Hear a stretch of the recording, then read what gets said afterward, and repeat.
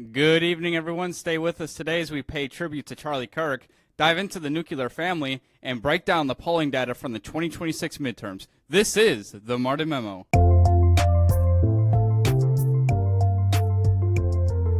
The Martin Memo.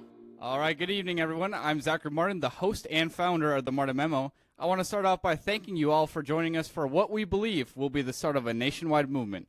The Martin Memo is a conservative podcast founded on the ideas of bringing you truth and facts, which in today's world is very hard to come by. We make it very easy for you by cutting through all the mud and fake news to deliver a quality podcast. Be sure to stay until the end and I'll answer one of your questions randomly. My message has no affiliation with the Department of War. All right, now for the meat and potatoes. This past week we experienced the great loss of Charlie Kirk. Charlie Kirk was the founder of the Turning Point movement and will be greatly missed. It is no secret that this is a loss that has shook up the entire world. For those of you who were not able to see it, there have been thousands of marches all the way from London to Korea. It's just been extremely humbling to see how many people have come out in support of the late and great Charlie. Charlie was an above-life figure who captivated this generation to think more than what the indoctrinated schools taught them.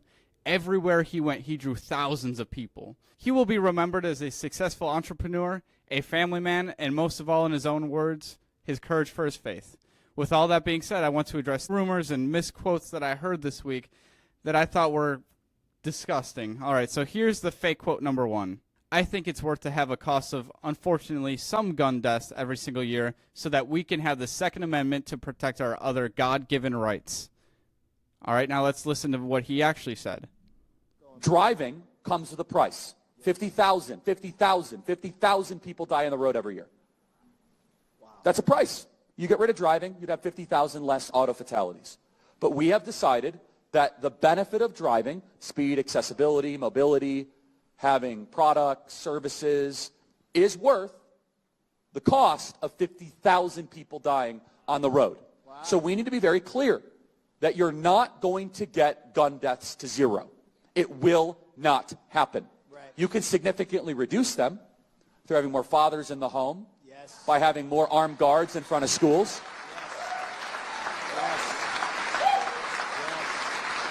Yes. Yes. We should have an honest and clear reductionist view of gun violence, but we should not have a utopian one. You will never live in a society when you have an armed citizenry and you won't have a single gun death. That is nonsense. It's drivel. Wow. But I think it's worth it. I think it's worth to have a cost of, unfortunately, some gun deaths every single year so that we can have the Second Amendment to protect our other God-given rights. So he wasn't lying with what he said. It's very true, and even if he was able to talk from the grave, I think he would maintain his same opinion on the Second Amendment. All right, so now let's move to quote number two. The fake quote. I can't stand the word empathy, actually. I think empathy is a made-up New Age term, and it does a lot of damage. Now let's listen to what he actually said. Bill Clinton in the 1990s, it was all about empathy and sympathy. I can't stand the word empathy, actually. I think empathy is a made-up New Age term that does a lot of damage, but it is very effective when it comes to politics. Sympathy I prefer more than empathy. That's a separate topic for a different time. So as you can see from that quote, the left is trying to frame it as if Charlie Kirk did not care at all, when that's not the case. He was just making the point that leaders like Bill Clinton use empathy as some sort of political tool to rile up feelings within the base. So as I've laid out, it is important to do your own research. I know when I first looked at these quotes, I was like, there's no way he said that. And sure enough, I found out that it was very miscued. So just please do your own research in the day and age where people really try to use your words against you and different things like that. So I bring these things up because Charlie Kirk deserves better than what has been said about him. He was all about discussing differences peacefully. He was a beloved husband and father, and most of all, he was a fellow brother in Christ. If you're a conservative, and especially if you are a believer in Christ, this death hurt badly despite you probably never even meeting the man. I believe this is because we lost a great American, and more than all, it's because we lost what may have been a modern-day prophet in Charlie Kirk. With all that being said, God bless you, Charlie. We promise to never let your legacy die, and I will be one of the people who pick up the bloody microphone and continue the fight.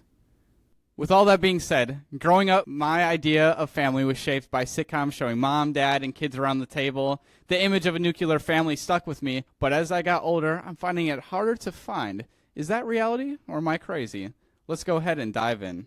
To start off, we have to understand what the nuclear family is. No, it's not a family with radioactive superpowers. It's basically a household with two parents and their kids all under one roof, like the classic setup that we've seen in old TV shows. But things have changed big time. So why the decline? So what's fueling this shift? It's a perfect storm of economic, social, and spiritual changes. First, the economy. Rising costs for housing, education, and daily essentials are squeezing families dry. The grind of bills leaves little room for marriage or kids. Many just can't afford the dream of a stable family life anymore. Then there's also the culture shift. Technology and dating apps have normalized hookup culture, flipping the script on commitment. And the work culture isn't making it any easier. Full-time working Americans average 42 hours a week, with many pushing 50 to 60. That leaves little time for precious family bonding. But let's talk about the heart of it, the decline in faith. As most of you know, I am a proud Christian, and my faith grows daily. Currently, I'm reading the Bible from start to finish, and I truly can't recommend it enough. All the joy and the love that I feel when I read the Bible is just something that you can't replace it. It's irreplaceable. When I read a verse and chapter and I remember hearing that same part in church, I can't stress there's nothing like it.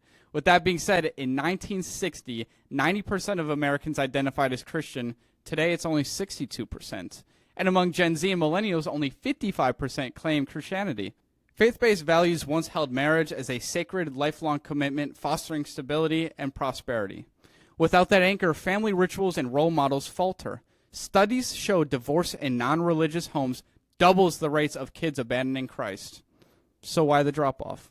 Churches used to champion early marriages and family as moral imperatives, but that culture pressure has faded. Combine that with the tech-driven hookup culture and overworked lives, it's no wonder why the traditional family structure is crumbling, creating instability and accelerating the loss of faith. So what's the bigger picture?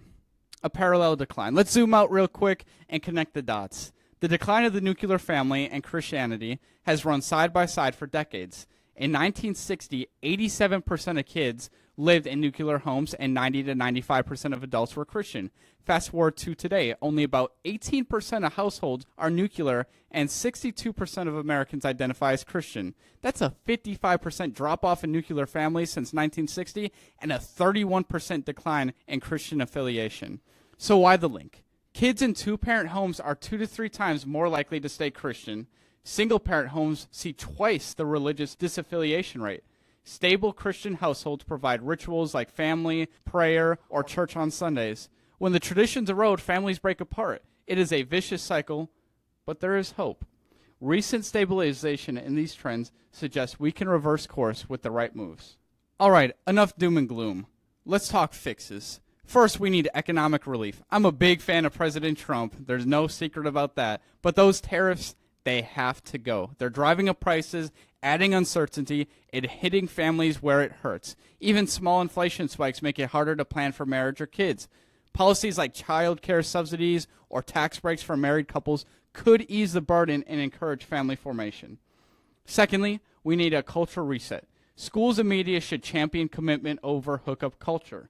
I remember my high school sex ed class and frankly my middle school sex ed classes, they seem to enable early hookups rather than teach the values of early marriage or lifelong partnership. When I was in these sex ed classes, they were telling us where the nearest Planned Parenthood was or where you can get your birth control at or where to get condoms, different things like that. They weren't teaching us these early values, and that's why we see more and more of the hookup culture happening. As a Christian, I believe that the hookup culture is a dead end. We're called to strive for one committed relationship rooted in faith and love around Christ. Now, finally, let's rebuild the spiritual foundation. Churches must step up, promoting marriage and family as sacred priorities. Community programs can support young couples, offering mentorship and resources to navigate economic and social pressures. Marriage incentives like tax credits or counseling access could help stabilize families, keeping faith and traditions alive for the next generation. All right, so let's wrap this up and put a nice little bow on it. The decline of nuclear families and Christianity isn't just a statistic, it is a challenge to our future. But with economic support, culture shifts, and a renewed focus on faith, we can rebuild what has been lost. All right, let's move on and let's look at the Senate polling numbers for 2026.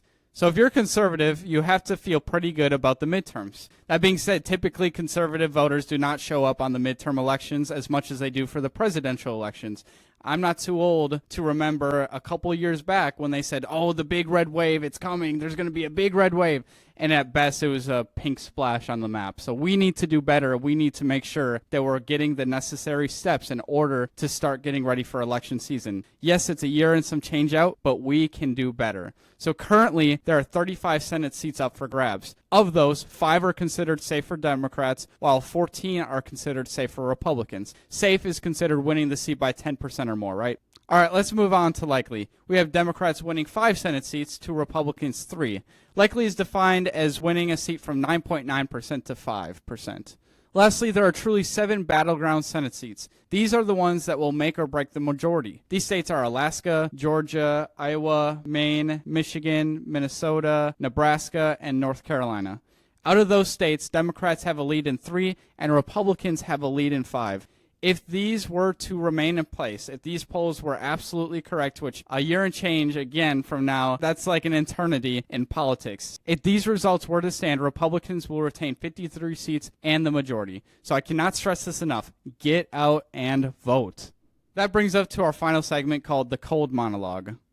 The Cold Monologue is a segment where you ask questions in the comments and we answer them with no script.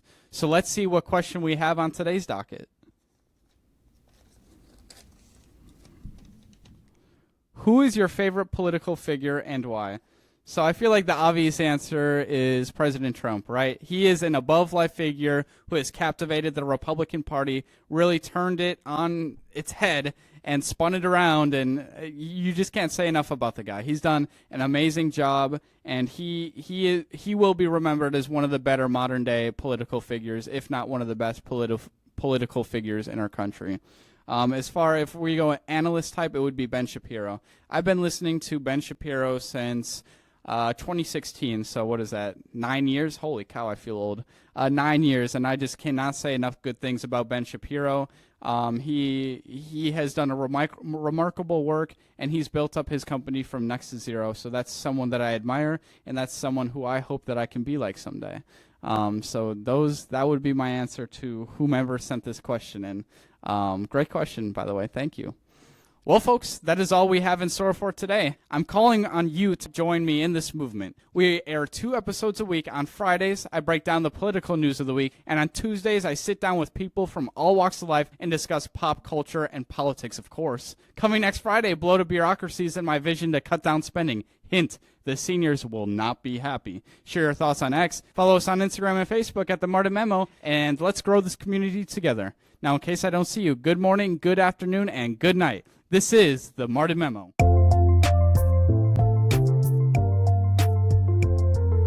The Martin Memo.